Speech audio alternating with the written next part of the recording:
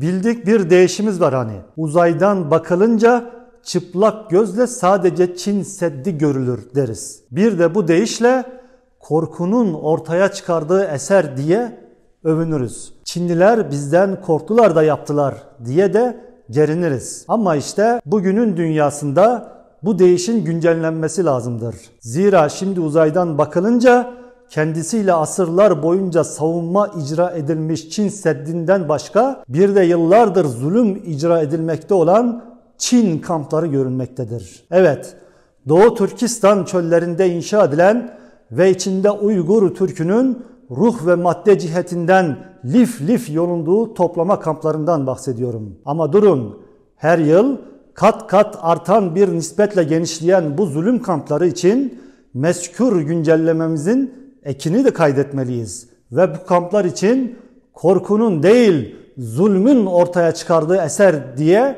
dövünmeliyiz. Ve dahi gerinmeyi bırakarak Çinliler bizi tınlamadılar, iplemediler de yaptılar diye gerilmeliyiz, kahrolmalıyız, ürkmeliyiz. Hey Müslüman, hey Türk, hey Müslüman Türk, hey! Hey mazinin korkulunca karşısında savunma setleri yapılan milleti!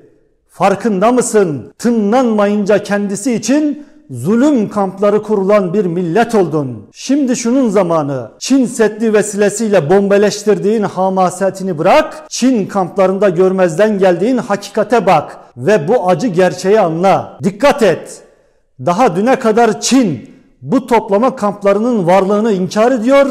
Bu inkara mutabık görüş beyan eden herkes de ıslık çalıp tavana bakıyordu. Kimisi iblislikten, kimisi eşeklikten. Ne zaman ki bu asimilasyon kampları 140 futbol sahası genişliğine erdi ve artık uydudan da görülür hale geldi. İşte o zaman Çin inkarı bıraktı ve bu kampları önce sanat ve meslek edindirme merkezleri diye takdim etti. Ama ettiği zulüm afakı doldurunca, yani zulüm mızrağı zulüm çuvalına sığmaz olunca daha da zorlandı ve bu defa aynı kampları aşırılığa bulaşan kişilerin rehabilitasyon merkezleri diye takdim etmek zorunda kaldı. Duy Müslüman, duy! Kızıl komünist ve zalim Çin'in aşırılık dediği şey Uygur Türk'ünün Müslümanlığıdır. Ve bu yönüyle bu zulme her Uygur Türk'ü muhataptır. Ve hey Müslüman, hey!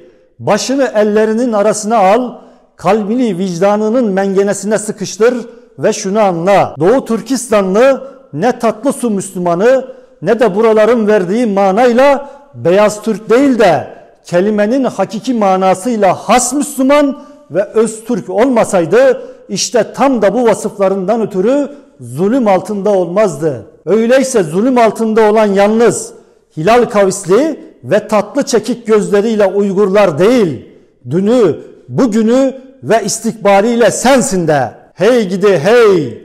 Mümin kardeşinin parmağına diken batsa bunu canının en tatlı mıntıkasında hissedecek yanımız. Neredesin sen? Ve heyhat! Bir müminin parmağına diken batsaydı ne olurdu diğer mümine? Bırakın parmaklara batan dikenleri, Doğu Türkistanlı madde ve mana cihetinden hem Müslümanlığını hem de onunla iç içe Türklüğünü kaybederken eğer başımıza şahmerdan inmiş gibi haykıramıyorsak anlayın, Müslümanlığımız mutlaka inkıtaya uğramış ve Türklüğümüz de bu sebeple mutlaka gevşekliğe düçar olmuştur. Ah Müslüman ah! Dön bir batıya bak. Nerelere kadar keser gözün? Ecdadın gözü nerelere kadar kesmişti? Fatihata İstanbul'dan sonra Roma'ya doğru nazar attığı bir esnada, belki tam da Roma için yola düştüğü bir anda can vermedi mi? Hatırla, İtalyan çizmesindeki Otranto'yu ne diye almıştı? Aklet bunu, ayık ve erkil ve tekrar düşün. Ecdadın gözü nerelere kadar kesmişti? Senin gözün nerelere kadar kesmektedir? Viyana'ya kadar mı? Vay anama kadar mı? Ufkunun mu, yutkunuşunun mu mütecessisisin? Tart kendini, ölç, biç, kırp. Ruhunun parmağıyla vicdanını böğründen dürt. ve gözünü sonra doğuya çevir. Geldiğin topraklara bak derin derin. Batıda nereye kadar gittiysen ve nereye kadar gitmeyi göze aldıysan bir o kadar da doğuda geldiğin mesafeler var. Senin doğu planında doğum toprakların, doğduğun topraklar en doğuda Türkistan'ın doğusuna, Doğu Türkistan'a yaslanır. Ondan öte yoksun sen. Ondan beri varsın. O sana sende neyi aradım, sende neyi aradım diye seslenir. Ve sen ona sende benden ve senden öteleri aradım diye cevap verirsin. Sonra seslenişler ve cevaplar ağız değiştirir.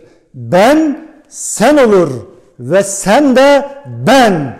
Sonra ikilik kalkar, teklik halinde biz çıkar ortaya. Anla ki var olduğun topraklardan itibaren yok etmeye çalıştıkları yalnız Uygur Türk'ü değil, onunla beraber ve onun şahsında sensin, biziz. Anladıysan irkil Müslüman, çok mu uzak sanıyorsun? Ölüm ayaktan itibaren istila eder bedeni hani ve ölüm Doğu Türkistan'dan itibaren milli bedene dadanmış bir vaziyet alır. Duy da işte ortada bir haykırış var. Bu haykırışı sen yeni mi sanıyorsun? Bak bu insanlar Uygur Türkleri, inandığın peygambere inanmış, yöneldiğin Kabe'ye yönelmiş, okuduğun Kur'an'ı okumuş, konuştuğun dili konuşmuş. Çok mu uzak sanıyorsun? Bir salavat mı okudun? Bak işte aynı imani ahengin içindesin. Bir tekbir mi getirdin? Bak işte aynı istikametin dahlindesin. Bir besmele mi çektin? Bak işte aynı kıraatın hecesisin. Ve bir cümle mi kurdun? Bak işte aynı lisanın hançeresisin. Öyleyse Müslüman niye sağırsın? Değil misin? Bal gibi. Hayır zehir gibi sağırsın. Sen sağır olmasaydın senin oylarınla Türkiye gemisini yüzdüren kaptanlar Doğu serhaddimizden itibaren bize doğru, Türkiye'ye doğru Yecüc Mecüc işvesiyle kalkan yutucu tsunami'yi görür, Doğu Türkistan mevzuunda bu kadar ağır olmazdı. Mıhlan Müslüman mıhlan. Bak Doğu Türkistanlı senden ne istiyor? İstemek derken sana Müslümanlığını hatırlatıyor ve seni vecibenin başına çağırıyor.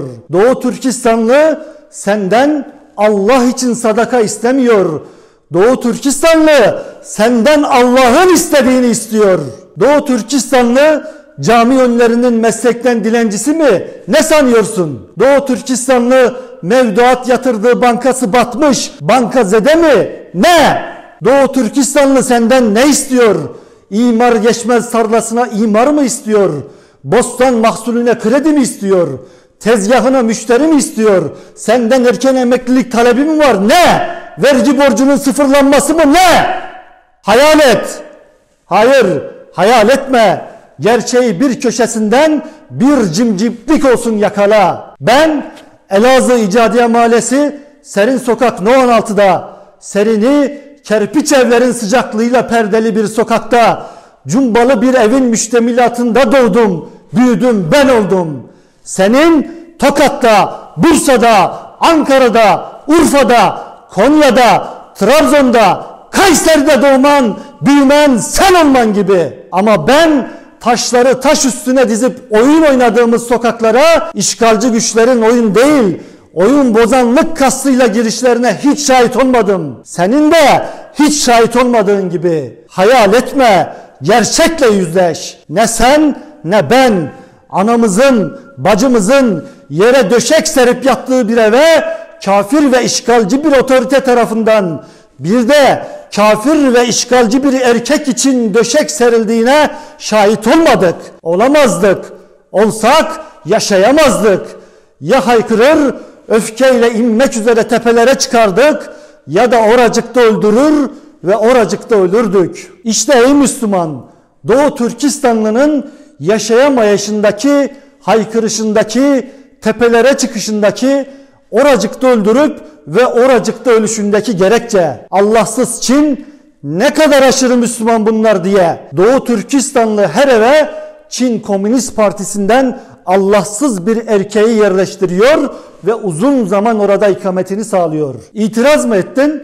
İçindeki Müslümanlığı deşilmek üzere kamptasın. Çin kamplarındasın. Islık çalıp tavana bakma Müslüman. Doğu Türkistan çok uzaklarda değil. Ellerimizin içinde, evlerimizin içinde. Elazığ İcadiye Mahallesi Serin Sokak No 16'ya uğra bir. Doğu Türkistan işte orada. Doğu Türkistan burada. Ve Elazığ, Tokat, Bursa, Ankara, Urfa, Konya, Trabzon orada. Bakınca görür müsün tavan sicirlerinde hayal kurulan 2 katlı karşı evden Hasan amcayı ve 4 oğlunu kapıp götürdüklerini. Sabah güneşi yüzünü açmadan paçaları kırık kaldırım taşlarını yalaya yalaya İzzet Paşa Camii'ne giden Hasan amca ve 4 oğlu sürüklene sürüklene götürüldü asimilasyon kamplarına. İçlerindeki Kur'an boşaltılacak ve içine Mao'nun kültür devriminden arta kalan ilkeler doldurulacak. Dolmayanın boynuna ölümün kordonları dolandırılacak. Komşuna bak ve Doğu Türkistanlıya muhatap zulmü bir an onda gör, kendinde gör. Peygamber deyince doğrulan ve ellerini titrek kalbine götüren deden, dayıların, amcaların şimdi elektrik dilli sopalarla Çin kamplarında ve sadece Mao denince titretilecek ve kültür devriminin akrepleştirilmiş ilkeleriyle ruhlarından nokta nokta sokturulacak. Ya evde kalan annelerimiz, bacılarımız, kadınlarımız, hakkında burnunu göstermekten utanırdı denilen ninelerimiz, aşırılığa bulaşmadıklarını ispatlamak için kaç Çinli erkekle kaç zaman aynı dam altında yaşamaya mecbur edilecek? Hey Müslüman, hey! Doğu Türkistan'a, Doğu Türkistanlıya bakma, kendine bak, komşuna bak, dedene, dayına, anana, bacına bak. Doğu Türkistan ve Doğu Türkistanlı zaten sende, komşunda, dedende, dayında, ananda ve bacında. Kulağını kaşıma, kulağını aç, gözünü kısma, gözünü aç, dikkatini uykuya yatırma, dikkatini topla. 13 yaşındaki melekliğe şayan Doğu Türkistanlı kız çocuğu vardı ya hani, geçen asırlarda değil, batan ufuklarda değil, daha geçen ay ve şuracığımızda, Kayserimizde boy gösteren melek kız hani, 28 Şubat'ın melekliğe şayan 13'lük ve İmam Hatipli kız çocuğundan rol çalar gibi hani, birkaç Türk polisinin koluna girerek sürüklediği o kız çocuğu var ya hani, yüzündeki nur çizgisi eşarbının çizgisiyle 2 deniz sırrıyla kavuşmuş ama karışmamış olan kızcağız hani, Kayseri Ulu Camii'nin gölgesinde ve gözyaşlarıyla eşarbının çene hattını gölgelendiren mavi serçe hani, gözleri hilal kavsiyle çekik yavrucuk hani, işte o Doğu Türkistanlı kız çocuğu vardı ya hani, hatırla ve boş gözlerle değil kalbinin gözüyle bak ve gör o kız çocuğu birkaç polisin kollarında sürüklenirken donuk gözleri ve ürkek tavrıyla sana bana işte bunları anlatmaya çabalıyor. Uygur ellerinde serili ama senin benim ana ve bacılarımıza ait döşeklerin yanına putperest ve Allahsız Çinlinin de ev başına birer döşek serdiğini ihbar etmeye çalışıyor. Yani diyor ki Doğu Türkistan'dan bizi değil Allah'ın Resulünü kovuyorlar. Yani diyor ki Doğu Türkistan'da bizi değil Kur'an'ı yakıyorlar. Yani diyor ki toplama kamplarında Uygur Türk'ünün lime lime edilen bedenleri içinde yele vermek üzere imanını arıyorlar. Hal böyleyken hey Müslüman hey! Bunlar hep Amerika'nın oyunu diyen züppelerin, her devre itlik köpeklik edenlerin sesi duyuluyor da senin sesin neden duyulmuyor? Bunlar hep Amerika'nın oyunuymuş ha? Zannedersiniz ki Amerika denen hegemonik güçle şimdiye kadar hiç işleri olmamış. Amerika'yla hiç oyun oynamamış. Amerika'nın oyununa hiç gelmemiş. Adamın içtiği çorbaya bile neredeyse tuzu Amerika atıyor. Ama politik ya da siyasi, diplomatik ya da sınai menfaatiyle uyuşmayınca Doğu Türkistan mevzuunda tozu dumana katıyor. Hassasiyet kasıyor. Doğu Türkistanlılar zulüm altında ama Amerika'nın oyununa da gelmemek lazım diyor. Ve sonra Doğu Türkistanlı için ıslık çalıp tavana bakmaya devam ediyor. Doğu Türkistanlı zulüm altında ama amalara gelesiniz. Mamacı amacılar, mamalarınız burnunuzdan gelsin ve amalarınız gözünüze girsin. Ensenizde umursuz serseriler boza pişirsinler de sizi bir çırpıda kurtarabilecek güç odağından imdat eylediğinizde ensenizde boza pişiriliyor ama mevsim kış cevapları verilsin. Görmüyor muyuz sanıyorlar. İşine gelince her meseleyi nefsinin şişine takıp mangala süren sünepelerin işlerine gelmeyince de çişleri geliyor ve araziye karışıyorlar. Muhasebeye vurun. Suriye'de Amerika'nın hiç oyunu olmadığından mı Suriyeli kardeşlerimize kah Amerika'ya kah Rusya'ya rağmen kol kanat germeye çalıştık? Ama demedik. Libya'da Amerika sadece saklambaç oyunu mu oynuyor? Rusya Libya hattında bize saldır alayına saldır diye fısıldadığında Amerika ile bizi çatıştırmak için böyle diyor deriz de bu fısıltının telkiniyle Libya'dan çekilir miyiz? Elbette hayır. Öyleyse Doğu Türkistan her ne zaman mevzu bahis olsa ne diye Amerika'nın oyununa gelmemek lazım isimli haysiyetsizlik kabaresini oynayıp durur, ıslık çalıp tavana bakarız. Amerika'nın oyunuyla içinde olmadığı şey mi var? Biz bilmiyor muyuz? Doğu Türkistanlı bilmiyor mu? Amerika'nın bu meseleyi Çin aleyhine olarak kullanmak istediğini. Ne yani? Amerika'nın çıkarı Çin zulmünün Çin aleyhine teslimini gerektirmekte diye milyonlarca Doğu Türkistanlı namuslarına gadredilirken sussunlar mı? Organları koparılırken dişlerini mi sıksınlar? Dinlerine dokunulurken yogayla mı ferahlasınlar? Çin ejderhası Uygur ellerinde ceylanları parçalarken sırf Amerika fili bölgeye kendi menfaati gereği projektör ve mikrofon tutuyor diye susmak, Çin ejderhasının ateşinde Uygur ceylanları yakmak, Amerika filinin hortumunda da onları sallandırmak demektir. Hey Müslüman hey! Faturaları kabarık gelince bunun suçunu başına geçirdiklerine fatura eden ve onları başından indirmekle tekdir ve tehdit eden Müslüman. Milyonlarca Müslüman Türk'ün Uygur ellerinde Müslümanlıkları ellerinden sistematik yollarla alınırken susanlara niye kızmaz? Sesini niye yükseltmezsin? Görmedin mi Müslüman?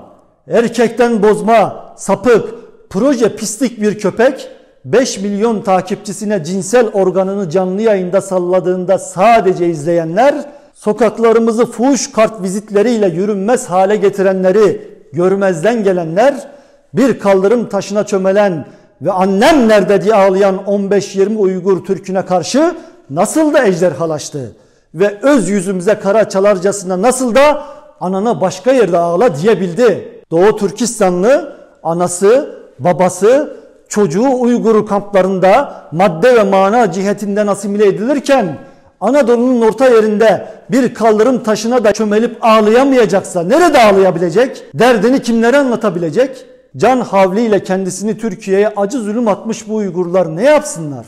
Kime gitsinler? Kendilerini taklamakan çölüne mi vursunlar? Dertlerini Altaylara mı anlatsınlar? Tanrı dağlarında zulmü giderecek sihirli otun peşine mi düşsünler? Ne yapsınlar? İnançları silinirken, ırkları iyiliş edilirken, aldıkları nefese bile kotalar koyulurken, namusu üzerinde namussuzluk deneyleri yapılırken diplomasi mi kassınlar? Amerika ile Çin, Çin ile Rusya, Rusya ile İngiltere ve hepsiyle tek tek ve hep birlikte Türkiye arasındaki diplomasi muhasebesine mi girişsinler? Yandım anam, bittim babam, yetişin diyor Uygurlar. Söyleyin, yangın ahşap konağı parke parke yerken hendesi ve mimari tefekkür iştigaline mi girilir, yoksa şimşek hızıyla yangını söndürme tedarikine mi gidilir? Milyonlarca Uygur Türk'ü yangın var yetişin diyor, yangın var. Bu yangına tek bir su damlası halinde de olsa yönelmek varken Amerika yangın söndürülsün istiyor. Çünkü yangın söndürülürken Çin de ıslansın istiyor demek, belirttiği pislik çapınca bu yangına benzin olmak demektir. Kimisi bir damla, kimisi bir bidon. Elbette diplomasi ve güç dengelerinden gafil bir hamakatla, Baltalı Zagor romanlarından fırtma bir hesapsızlıkla haydin Çin'e savaş açalım demiyoruz. Ama Çin'in Uygur Türklüğüne açtığı savaşa milyon seçenek içinde tek bir yolu varsa o yolu bulalım ve engel olalım diyoruz. Çin ejderhasıyla Amerika fili arasındaki güç dengesinin Uygurlar lehine en hassas yerinden kırılabilecek noktasını bulalım ve bu mevzuya sırt dönmeyelim diyoruz. Söyle Müslüman söyle, dünya 5'ten bazen mi büyüktür? Ya da One Minute dediğimiz güç odağı Çin'den daha kat be kat mı küçüktür? Hem söyleyin, ince diplomasi bu topraklarda Çin'in aleyhine konuşturtmuyoruz diye kurulan resmi cümlenin hangi harfine denk düşer? Ya da söyleyin, Doğu Türkistan'ı kast ile suçluların iade anlaşması hakkında sorulunca ve bu soruya hükümet sözcüsü ne var yani bunda? Biz 32 ülkeyle aynı anlaşmayı imzaladık diye cevap verince içinizde kaçınız bu cevaptaki mantık felcini, diplomasi pişkinliğini, politik hokkabazlığı görebildi? Batılıların false analoji dedikleri sahte ve sefil mantıkla nereye kadar Uygur Türklerine edilenleri perdeleyebileceğinizi zannediyorsunuz? Siz Türkiye'de Çin aleyhine konuşturtmuyoruz derseniz 140 futbol sahası büyüklüğündeki Çin kampları 1400 futbol sahası büyüklüğüne ermez mi? Sahi ne feci olurdu değil mi? Suçluların iadesi anlaşmasını Norveç'le de imzalamasaydınız eğer. Norveç kıyılarından kıyılarımıza akın akın gelen evrak sahtecisi, katil, hırsız, terörist onca somon balığını nasıl iade ederdik? İmzalamasaydınız bu anlaşmayı eyvah! Anadolu Meksikalı sığır hırsızlarıyla dolup taşardı değil mi? Ah sahte ve sefil mantık. Geçiştirici ve kalabalıkları kıt akıllı sanıcı mabeyn hokkabazlığı. Doğu Türkistan'da milyonlarca Müslüman sırf Müslüman oldukları için asimilasyon tezgahına yatırılıyor. Kaçabilen kaçıyor ve Çin bunların yüz binlercesinin peşine düşüyor. Kaçanlar ne Norveçli ne Meksikalı ne somon balığı ne de sığır hırsızı. Kahrolsun korku, işbilmezlik ve vurdum duymazlıkla ortaya çıkan sefil mantık. Suçluları 32 ülke ile de karşılıklı iade edecekmişiz. Bunda ne varmış? Alın işte size Kanada can da Doğu Türkistan patlıcan mı der gibi bir vaziyet. Daha kaç devir geçecek ve daha kaç Uygur nesli Çin'in laboratuvar ihtisasıyla sürdürdüğü zulüm ve asimilasyon altında yok olacak. Hey Müslüman hey! Sesimiz ağlayabilenler ağlasın, ağlayamayanlar da en azından ağlıyor gibi yapsınlar diye terennüm etmekte. Mamacı olduğu için amacılık eden ve Doğu Türkistan zulüm altında ama Amerika karıştırıyor diyenleri koy sepete ve şu dediğimi duy ve irkil. Seriye dergisi 2003'te Doğu Türkistan Derneği Genel Başkanı Seyit Tümtürk ile bir röportaj yapmıştı. Seriye dergisi Seyit Tümtürk ile 16 yıl sonra 2019'da bir röportaj daha yaptı. Ve onu o röportajda 16 yılda kazanılan bir şey var mı diye sordu. Seyit Tümtürk ne dedi biliyor musunuz? Kazanılandan geçtim. Kaybedilen şey çok oldu. Çin Urumçi'yi 1949'da işgal ettiğinde buradaki nüfusun %5'i Çinliydi. 2019'da ise %98'i. Eyvah ki ne eyvah. 16 yılda İslam dünyasından bir el uzanmamış. Bırakın eli, teselli verici bir mimik gösterilmemiş. Vaziyetteki içler acısı halden de anlayın ki içli gözyaşları eşiğinde Doğu Türkistanlı için İslam alemi dua bile etmemiş. Hey Allah'ın haklarında duanız olmasaydı ne işe yarardınız dediği Müslümanlık dünyası hey. 16 yılda gecelerin ortasında ve evlerin tenhalarında dualar icra etmediğin gibi fiili manasıyla dualarını cemiyete de salmamış, İslam coğrafyasını bir halı gibi de olsa birkaç kez çırpıp Çin'i bir lahza da olsa tek bir kez bile sallamamışsın, sallayamamışsın. Vallahi ismine yeminler ettiğimiz Allah bunu bize soracak. İlahi muhakeme hiçbirimizi bu hususta pas geçmeyecek. Hey kendimi de kendisine katıp biz kaydıyla seslendiğim Müslüman hey! Haydi diyelim maddesiyle manası senkronize olamamış birisisin. Müslümanlığın mı ağır basıyor? Vallahi Doğu Türkistanlım senden benden Müslüman. Ve Türklüğün mü ağır basıyor? Vallahi Doğu Türkistanlım senden benden Türk. Müslümanların itikattaki iki imamından biri olan İmam Maturidi Hazretleri Allah'a giden yolu akıl ve kalp senkronizasyonuyla Doğu Türkistan'dan terennüm etti. Kaşgarlı Mahmud Divan-ı Lügat-ı Türk için kalemine ahengini Doğu Türkistan'da buldu. İlki Müslümanlara İslam'ı öğretmek, ikincisi de Araplara Türkleri tanıtmak istemişti. Ve dikkat edin, ikisi de bir Uygur Türküydü. Şimdi dikkat et, bir daha dikkat et. Kızılçin Doğu Türkistan'dan Müslümanlıkla beraber Türklüğü, Türklükle beraber Müslümanlığı silerken yalnız fert olarak İmam Maturidi ile Kaşgarlı Mahmud'u silmiyor. Sendeki bendeki, ondaki bundaki bütün Müslümanlık, tasavvur, ilim, itikat, kültür ve lisan haznesindeki İmam Maturidi ve Kaşgarlı Mahmud'u siliyor. Yani susarsak yalnız Doğu Türkistan değil, hepimiz silineceğiz. Hey Müslüman hey! Dediklerimi kulağının delik bidonuna değil, kalbinin delinmez testisine doldur. 1000 yıl Çin Seddi'nin ardında duran Çin, bu seddi ilk 1,5 asır evvel açtı ve ilk Doğu Türkistan'a musallat oldu. Doğu Türkistan'ın kıyametti ve bu defa 1863'te Doğu Türkistan İslam Devleti ile gene hürriyet geldi. Batı Serhaddindeki Osmanlı'ya Doğu Serhaddinden çakılan bu selam Çin'i kudurttu. Yeniden işgal ve zulüm için ancak 13 yıl dayanabilmişti. Kaydet Müslüman! Kıpkızıl ve zalim Çin bundan da 8 yıl sonra 1884'te Türkistan ismini yasakladı ve yeni toprak manasını ona Şinciang ismini verdi. Oysa bu topraklar eski idi ve kaç bin yıldır bizim idi. Kartala tavuk demekle tavuk olur mu hiç söyleyin. Doğu Türkistan'da Şinciang olmadı. 150 sene geçti, olmadı. Ama işte şimdi Şinciang ismi maddeden öte bir mana konuşlanışıyla da bölgeye musallat olmuş vaziyette. Bizi değiştiriyorlar. Değişmezsek öldürüyorlar. Öldürülmeden kaçanlarımız da işte Anadolu topraklarına kendisini güç bela atıp annem nerede diyor. Ve nefsimizin teşahhus etmiş bir yanı da kalkıp ona hiçbir şey yapamasa da bu sesle beraber ağlamak yerine anana burada ağlayamazsın yallah diyor. Hey içinin Doğu Türkistan'ı Şinciang olmuş ruhsuz kadavra.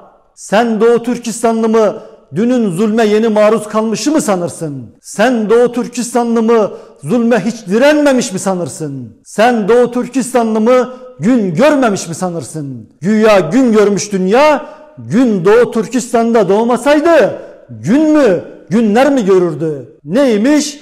Bu işin arkasında Amerika var imiş.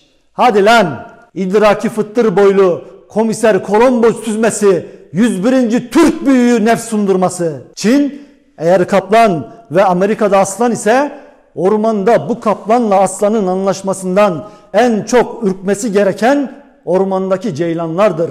Hele bu orman manzarasında Türkiye bir de ne aslana ne de kaplana diş geçirecek bir orman ferdi gücünde değilse ne yapsın ceylanlar? Doğu Türkistanlı ceylanım ne yapsın? Amerika aslanının sırf Çin kaplanıyla başka hesapları var diye kendini Çin kaplanının kucağına bile isteye mi atsın? Zulme razı mı gelsin? Asimilasyona kabul mü göstersin? Ne yapsın?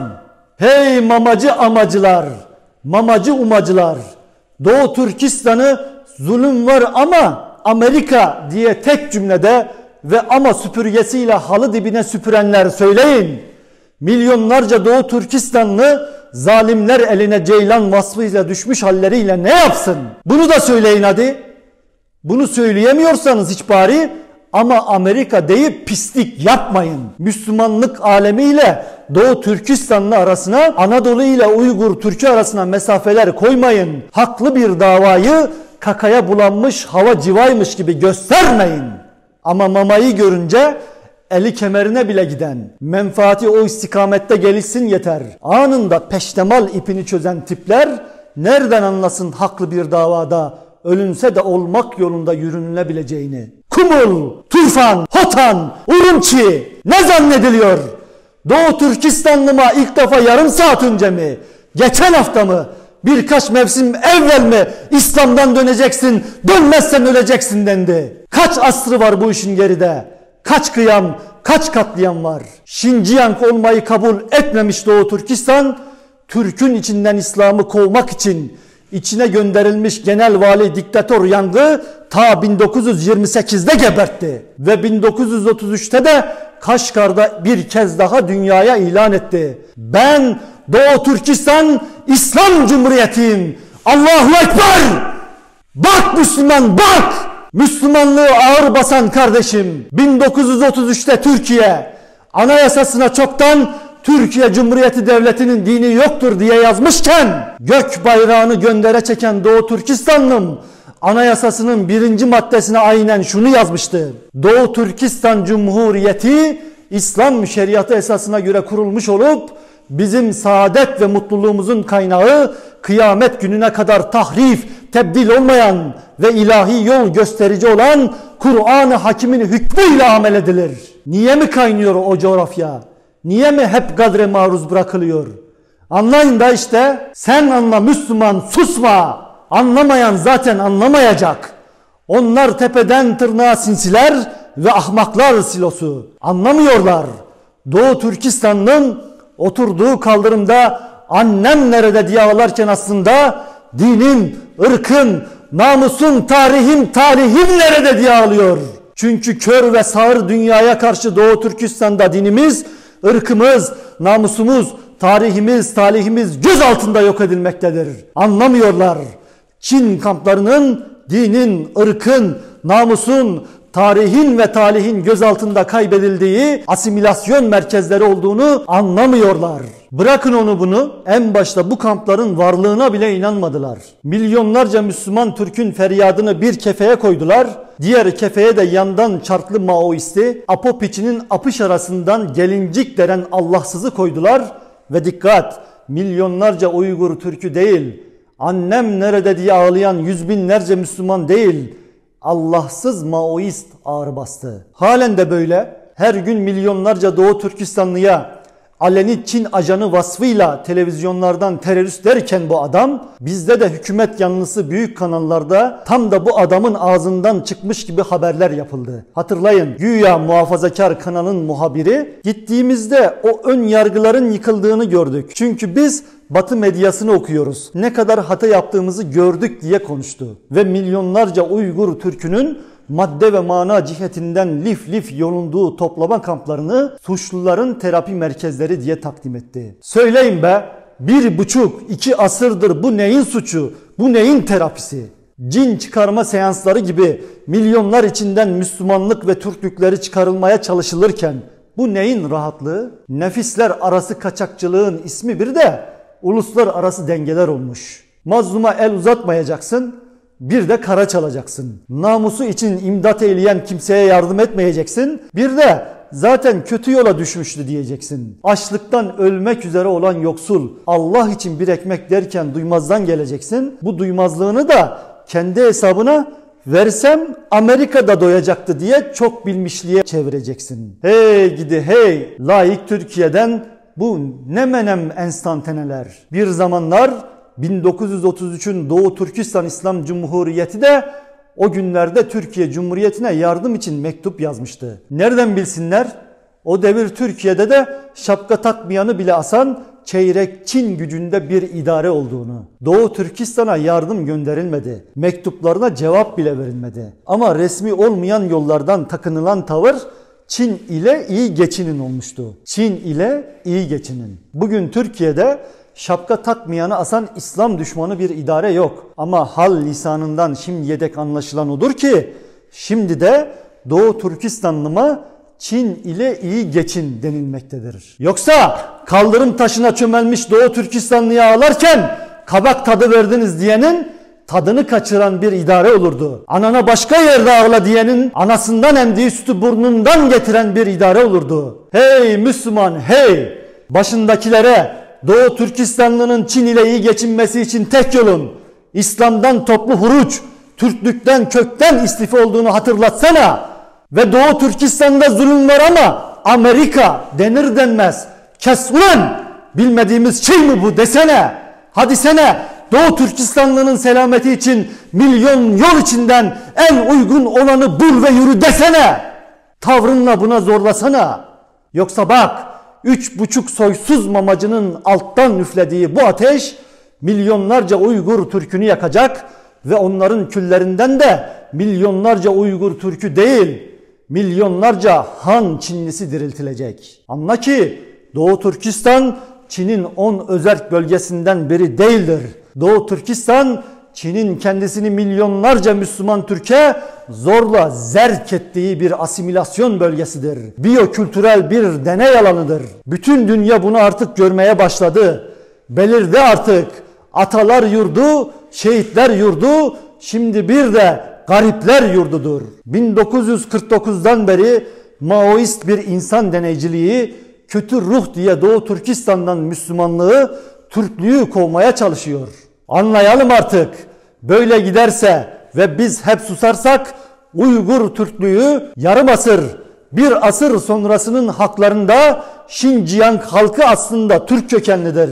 Bunu bazı yemek isimlerinden anlamak mümkündür denilen Çinlilere olur ve 1000 asır geçse de alnımızdaki bu zillet karası çıkmaz. Mezarlarımızda kemiklerimiz bile sopalaşıp bizi döver.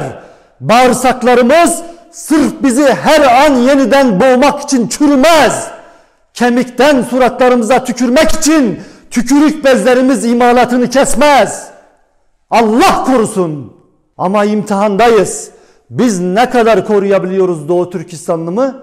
Ona bakalım biz. Çinlinin cinlik etmek üzere ata yurduna yerleştirilmesi, Nazi kamplarından beter toplama kamplarında ruhsuzlaştırmalar, zorunlu karma evlilikler, Uygur hanelerine Çin Komünist Partisi üyelerinin yerleştirilmesi, zorunlu doğum kontrol yasaları, Müslüman Türk'ü ana rahminde bile kıstırıcı mecburi kürtaj yasası, seyahat kısıtlamaları, yıkılan camiler, yasaklanan ibadetler.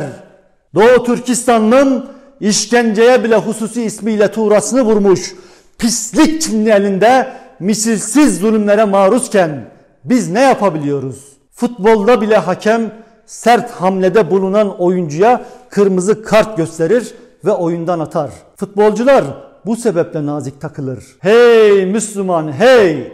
Seni idare edenlere yüksek gelen faturan için bile kırmızı kartın ucunu gösterirken Doğu Türkistan mevzu bahis olunca Türkiye'nin Doğu Türkistan politikasını belirleyenlere karşı neden ıslık çalıp havaya bakıyorsun? Sen adım atacaksın ki Doğu Türkistanlı'nın her ne pahasına olursa olsun yok olmasına müsaade etmeyeceğini göstereceksin ki buna müsaade edenlere kırmızı kart göstereceğini gösterebileceksin ki Çin ile masaya oturan Türkiye temsilcisi Türkiye'de Çin aleyhine konuşturtmuyoruz gibi kılçıksız, tek yutkunmada mideye indirilebilici, dip yapmış diplomasi cümleleri kuramasın. Sana baksın ve o masaya oturunca Türkiye'de Doğu Türkistan mevzuna bigane kalmak, siyasette yok olmak demektir. Benimle dostluğa varsan Doğu Türkistan'da höstlüğe paydos demelisin gibi diplomasi denizinde kılıç balıkları gibi dehlizler açıcı cümleler etsin. Bunun peşindeyiz, bunun peşinde olmalıyız. Böyleyken rahatının kerahatinde rehavet duygusuna dalanlar bu peşindeliği küçümser ve püf devlet yönetiyoruz çete değil gibi sahteler sahtesi bir ağız kullanırlar. Bu ağzı kendi kafasızlık ve yüreksizliğine peçe olarak takanlar peki Türkiye için Doğu Türkistan davasının bir kar ve menfaat meselesi değil, ağır namus, haysiyet ve din meselesi olduğunun da farkındalar mı? Tekrar ediyorum, karikatür cesaret ve kafasıyla biz haydin Çin'e savaşa mı diyoruz? Biz vakanın farkında olarak konuşuyoruz. Öyleyse git şeklini karikatür cesaret ve kafalı kimselere yap. Püfünü onlara çek. Bizim Doğu Türkistan mevzunda gösterdiğimiz keyfiyet 1000 yıllık milli aklın semeresi ve diplomasinin en incelikli mevzularından da hisseli.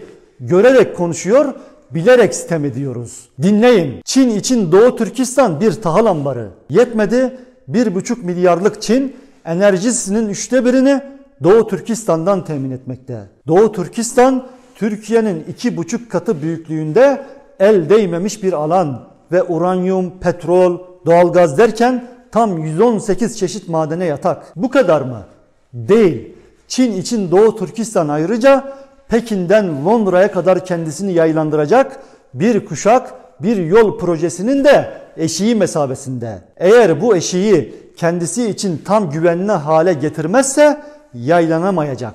Doğu Türkistan'ın tam güvenli olması da ancak ruhuyla da Şinciang olmasıyla, Müslümanlıktan, Türklükten kopmasıyla mümkün. Çin toplama kamplarının işlevi de işte bu. Hızlandırılmış dinsizleştirme ve soysuzlaştırma kursları bunlar. Şimdi bu manzarada bakir enerji yataklarına salya akıtan ve Çin'i seddin arkasında tutmak isteyen Amerika da istiyor ki Uygur Türk'ü Çin ejderhasının başını ağrıtsın ve Londra'ya doğru yola çıkarken onu daha eşikteyken durdursun. Bunu sağır sultanlar bile biliyor. Ama sağır sultanlar bu manzaraya karşı bakıp da annem nerede diyen Uygur mazlumu görünce Amerika Çin ile aramızı bozmak istiyor, aldanmayın diyenlerin de ne kadar basit ve adi olduklarını da biliyor. Emin olun, yarın Amerika ile tam uyuşsak ve Çin ile tam bozuşsak aynı tipler, bu defa tersinden Çin Amerika ile aramızı bozmak istiyor, aldanmayın diyecek. Ne yani? Amerika Çin'in başını ağrıtmak istiyor diye başı koparılmak istenen Uygur Türkleri sussunlar mı? Lut kavmi artıkları memleket halısının üzerine nakış çeker gibi rahat rahat pislerlerken 15 Uygur Türk'ünün 150 polisle çevrilmesi ve yaka paça götürülmesinden bunu mu anlamalıyız? Hatırınız için sussunlar mı? Senin kurtuluş halatı olarak uzatmadığın eli timsah tokası olarak Amerika uzatıyor. Senin uzatmadığın el Amerika'nın timsah tokası olarak uzattığı elle birleşiyor ve mazlum Uygur diasporasının kavruk çehresine denize düşen yılana sarılır gibi bir hal resmi tersim ediyor. Doğu Türkistanlı'nın dilindeki değil de halindeki vaziyeti budur.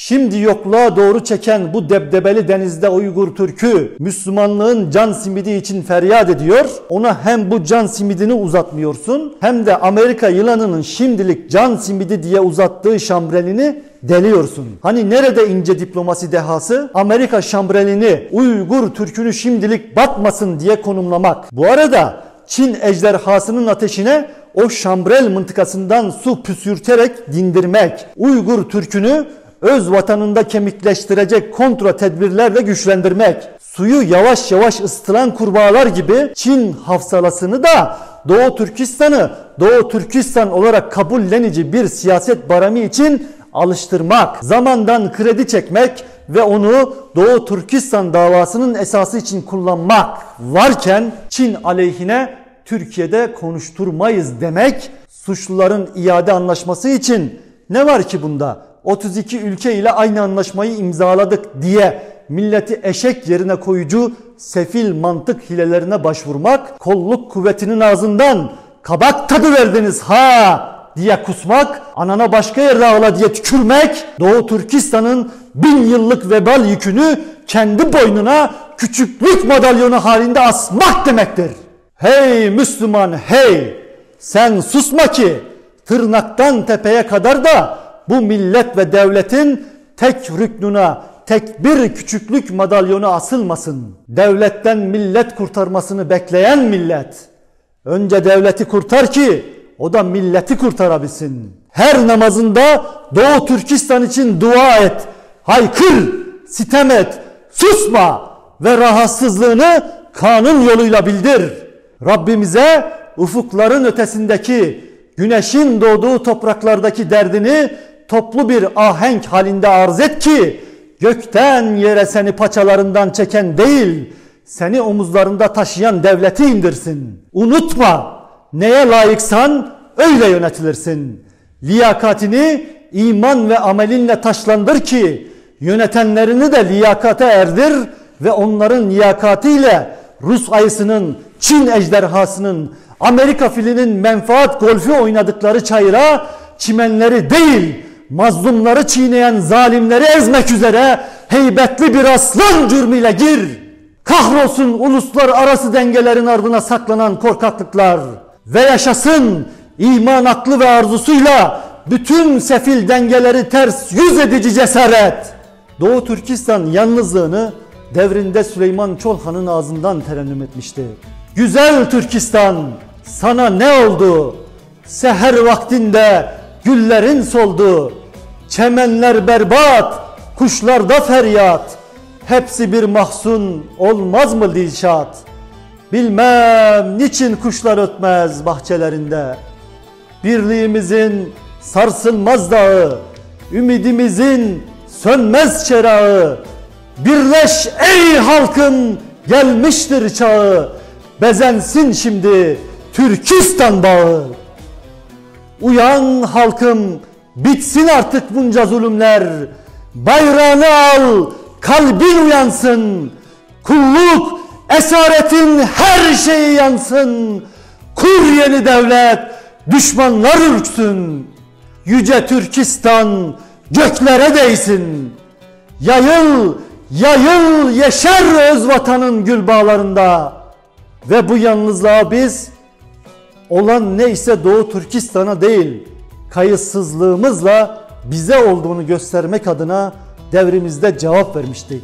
Güzel Türkistan, bize ne oldu? Madde çağında ruhumuz soldu. Bağda gül bülbül, neşemiz boldu. Şimdi sinemiz kahırla doldu. Bizi kimler yitti, sonra da kimler yuttu? Mazlum Türkistan, sanki az mıyız? Mızrabı kırık, telsiz saz mıyız? Öz yurdumuzda arsız naz mıyız? Senle tek canız, candan bizarız. Suçlu olan biziz, sağır kulak, kör gözüz. En doğumuzdan kalp içimize, tarih şahittir, gelmezdik dize. Düşmezdi gölge ümidimize. Söyle Türkistan, ne oldu bize? Bilmem niye döndü göl çöle, bahar güze. Gök bayrağı kap, al sancağı kat. Kalp otağında devlet tuğçat. Teslimiyet zul, kıyanda hayat. Can mı Türkistan, onu Rabbe sat. Körmüş, dönmüş dünya, haykır! Yaşasın cihat, yaşasın cihat, yaşasın cihat. Körmüş dönmüş dünya, haykır yaşasın cihat, yaşasın cihat. Körmüş dönmüş dünya, haykır yaşasın cihat, yaşasın cihat. Körmüş dönmüş dünya.